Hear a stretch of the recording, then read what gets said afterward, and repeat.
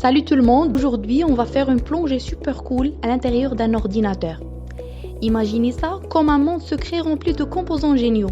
Alors attachez vos ceintures, ça va être une aventure électronique passionnante. On va commencer avec l'unité centrale de traitement, ou CPU. C'est le cerveau de l'ordinateur. Son travail super spécial, c'est de traiter toutes les informations. On l'appelle aussi le processeur. Et plus il est rapide, plus notre ordinateur peut faire deux choses en même temps.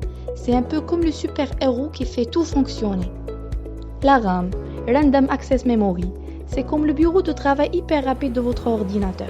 Il stocke temporairement les informations nécessaires pour que votre ordinateur fonctionne rapidement et efficacement. La mémoire fixe, la RAM. À côté de la RAM, il y a un endroit spécial appelé ROM, qui signifie Read Only Memory. C'est comme une bibliothèque fixe où l'ordinateur garde des informations importantes, qui ne changent pas souvent. La ROM, c'est un peu comme le livre sacré de notre ordinateur. La carte mère. Et bien sûr, la carte mère est un élément essentiel dans l'architecture d'un ordinateur. Elle relie tout, elle connecte le processeur, la mémoire, le stockage, etc. Le chipset. À l'intérieur de la carte mère, on trouve le chef d'orchestre de notre équipe électronique, le chipset. C'est un peu comme le maestro qui dirige la musique. Il s'assure que tous les composants communiquent bien entre eux.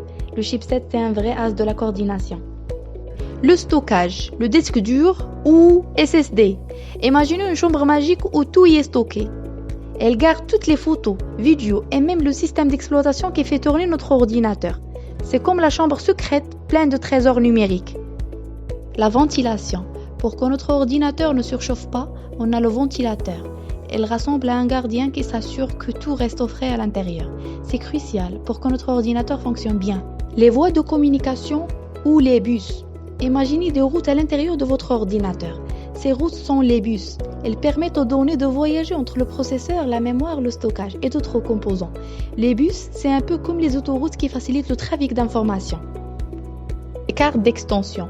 Sur la carte mère, on a souvent des petits emplacements où on peut brancher des cartes d'extension. Ces cartes ajoutent des fonctionnalités spéciales à notre ordinateur. Par exemple, une carte graphique pour des meilleurs graphismes ou une carte son pour un son génial. La carte réseau qui permet de relier plusieurs ordinateurs dans le réseau. Les cartes d'extension, c'est comme donner des super pouvoirs à notre ordinateur. Batterie CMOS. À l'intérieur de la carte mère, on trouve une petite batterie appelée la batterie CMOS.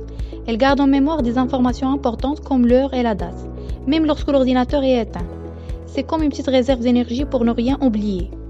Sentinelle. Nos ordinateurs ont même des capteurs de température.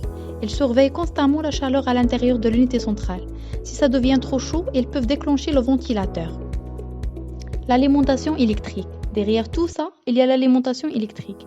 Elle fournit l'énergie vitale à tous les composants de l'unité centrale. Sans elle, notre ordinateur ne pourrait pas allumer ses lumières électroniques. Et voilà les amis, vous avez maintenant fait un tour complet à l'intérieur d'un ordinateur. C'est un peu comme une équipe fantastique, chacun ayant son rôle spécial. On espère que cette exploration vous a captivé. N'oubliez pas de vous abonner pour plus d'aventures et de cliquer sur la cloche pour être les premiers à explorer de nouveaux territoires avec nous.